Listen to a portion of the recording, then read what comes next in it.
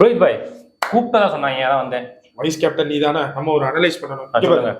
ஒருவேளை நமக்கு ஆஸ்திரேலியாவோட மேட்ச் வந்தா ஹெட் விக்கெட் எடுத்துட்டோம்னு வச்சுக்கோங்க, நம்ம தான் சாம்பியன்ஸ் டிராஃபி கப் இந்தியா பேர்ல எழுதிடலாம். டிராவிஸ் ஹெட் விக்கெட் எடுக்கணும், அவனோட வீக்னஸ் என்னன்னு பாக்கணும். போன் எடு, அவனோட வீக்னஸ்லாம் என்னன்னு பாக்கலாம்.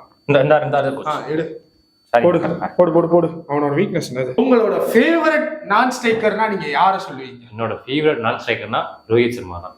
உங்களோட ஃபேவரட் கேப்டன்னா யாரை சொல்லுவீங்க? வேற யாருமே கிடையாது, ரோஹித் சர்மா தான். உங்களுக்கு யார் கூட ஓப்பனிங் பண்ணணும்னு ஆசை? எனக்கு ரொம்ப நாள் கனவு ஆசைன்னு சொன்னா என்னோட ஓப்பனிங் பார்ட்னரா வந்து எனக்கு ரோஹித் சர்மா தான் வேணும். பாய் என்ன பாய் இவரை போய் தப்பா நினைச்சிட்டீங்க? பாவம் பாய், ஜெயிச்சுட்டு போட்டோம். என்னடா என்ன எவ்வளவு பாராட்டிக்கிட்டு இருக்காங்க, அவனை போய் ஜெயிச்சுட்டு போட்டுமா? என்ன சோகப்படுற கேப்ல ஜெயிச்சுட்டு போட்டோன்ற? டேய், சாம்பியன்ஸ் டிராஃபின்றது என் கனவுடா. ஏற்கனவே என்னை துணியை வச்சு செஞ்சு விட்டாங்கடா பாட்ரிக் கவாஸ்கர் டிராஃபில. இதுக்கு மேல பாவம் பார்க்குற அளவுக்கு முடியாது. அதாவது நம்ம இன்னொரு டீமை பாவம் பார்க்குற அளவுக்கு நம்ம இல்லடா. நம்மளே கவலை கடத்துல தான்டா இருக்கோம். வேண்டாம்டா.